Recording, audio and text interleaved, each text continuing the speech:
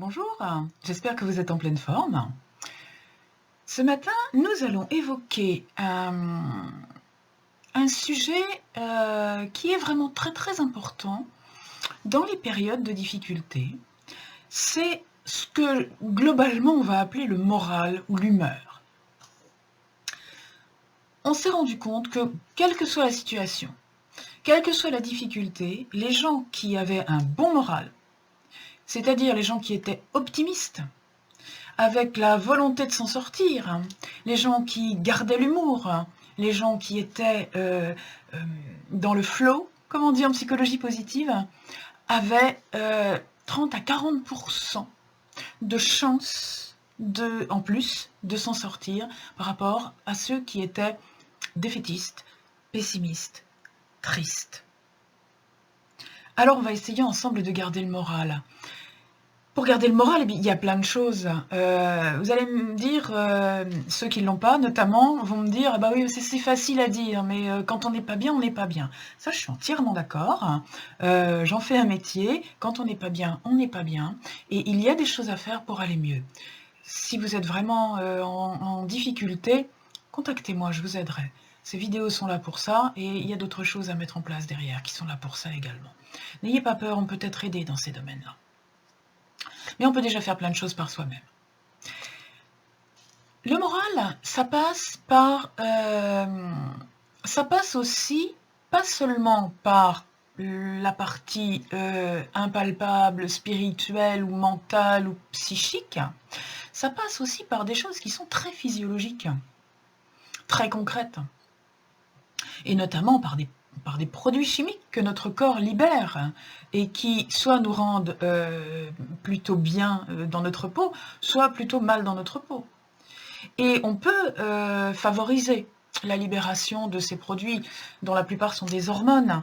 Là aussi, vous en avez parlé, des sérotonines, des ocytocines, des choses comme ça. Bon, on ne va pas rentrer dans les détails, parce que finalement, ça n'intéresse pas grand monde. Mais il y a des choses concrètes et matérielles qui permettent de libérer ces hormones-là et de se sentir mieux.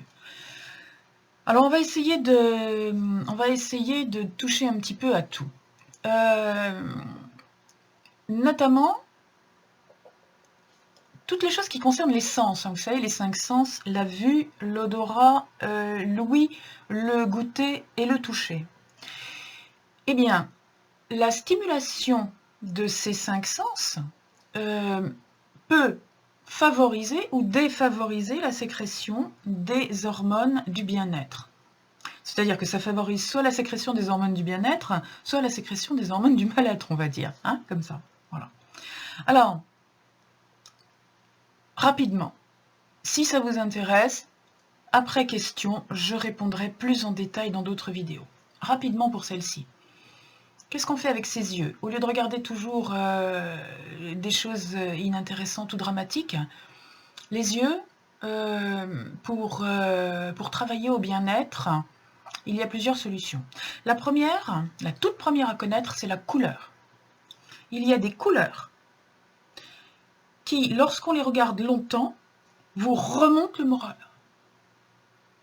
Vous mettent dans toutes les couleurs ont un effet sur notre état intérieur.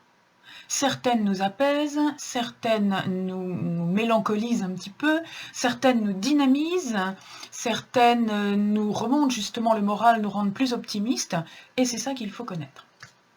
Alors vous n'avez pas été sans remarquer que depuis cette vidéo, je prends soin d'être habillée dans certaines couleurs et d'avoir placé derrière moi un fond aussi d'une certaine couleur. Il se trouve que des études ont été faites, notamment dans les cabinets dentaires, dans les salles d'attente des cabinets dentaires. Une étude très sérieuse a été faite pour essayer de déterminer quelle était la couleur qui, si on peignait les murs du cabinet dentaire de cette couleur-là, qui permettrait aux patients d'arriver dans le fauteuil avec un petit peu plus de sérénité. Et on s'est rendu compte que la couleur qui mettait les gens dans le meilleur état d'esprit pour aborder une difficulté, c'était le jaune orangé. La couleur or, orangé, jaune d'or. Cette couleur, elle, lorsque on a les yeux qui baignent dedans pendant un certain temps, eh bien, elle nous renforce. Voilà. Elle transforme notre état d'âme jusqu'à nous rendre plus serein face à ce qui va se passer, plus gai, plus dynamique, plus paisible aussi, moins dans la peur, elle apaise les peurs. Et le rouge, il ne faut pas en abuser, mais le rouge, c'est la couleur qui donne du courage. Voilà. Il y a d'autres couleurs qui sont très belles, mais qui ont tendance à avoir les effets inverses. Les bleus, les violets sont des couleurs éminemment spirituelles qui favorisent la pensée et qui, dans une période de difficulté, de stress, d'inquiétude et de peur, ne sont pas forcément des couleurs d'environnement favorisantes. Voilà. Quant au vert, c'est une couleur un petit peu lénifiante, alors si vous avez besoin de vous apaiser, vous pouvez effectivement regarder du vert. Mais si vous voulez favoriser la santé, le courage et la force de tenir le coup, alors il faut miser sur les couleurs des 2 derniers chakras. Voilà, ça c'est pour la couleur. Peignez aussi quand vous avez de quoi peindre chez vous, peignez du rouge. Peignez du rouge, ça vous donnera de la force. Ensuite, parlons de l'odorat, par exemple. Alors, pour terminer, avec le sens de la vue, regardez des belles choses. Quitte à aller vous promener sur Internet, plutôt que de regarder des films d'horreur, il y a des pages qui se mettent à vous proposer des visites de musées. Il y a de très beaux films, il y a de très beaux paysages, il y a des documentaires animaliers. Remplissez-vous les yeux avec des belles choses, des fleurs magnifiques, des oiseaux de toutes les couleurs, de très beaux papillons. Voilà, ça ce sont des choses qui, par le biais de vos yeux, vont permettre à ces hormones du bien-être d'être stimulées. Passons au nez. Eh bien, plutôt que de renifler des choses, des odeurs désagréables qui vous repoussent, diffusez des huiles essentielles. Attention aux encens qui, si en plus ils ne sont pas de très bonne qualité, en milieu confiné, peuvent faire pire que bien. Mais des parfums de fleurs. Si en allant faire vos courses, ne sortez pas exprès, mais si en allant faire vos courses, en allant dans votre jardin, vous avez des fleurs qui diffusent un bon parfum, eh bien mettez-en un petit vase sur votre table de chevet ou donnez à votre odorat, l'odorat est vraiment en contact direct avec le cerveau, donnez à votre odorat des parfums agréables et apaisant à sentir, des huiles essentielles de lavande. Frottez-vous les mains avec des huiles essentielles de lavande. Lorsque vous avez des huiles essentielles, vous en pulvérisez à l'intérieur de la paume de la main et vous frottez vos mains, voilà, et vous faites ça. Voilà, alors je vous ai recommandé, je vous ai parlé des huiles essentielles pour l'immunité, mais je pourrais vous parler, eh bien, oui, vraiment l'huile essentielle de lavande vraie, qui est une huile essentielle très très apaisante. Donc n'hésitez pas à l'utiliser, d'autant plus que elle est elle n'a aucun effet secondaire. La rose musquée aussi, l'huile essentielle de rose musquée ou de palmarosa. Bon, voilà des choses qui peuvent vraiment, par le biais de votre odorat, stimuler toutes ces hormones du bien-être et du bonheur. Pour ce qui est de vos oreilles, eh bien, j'en ai déjà un petit peu parlé. Certaines musiques apaisantes, ne les écoutez pas trop fort.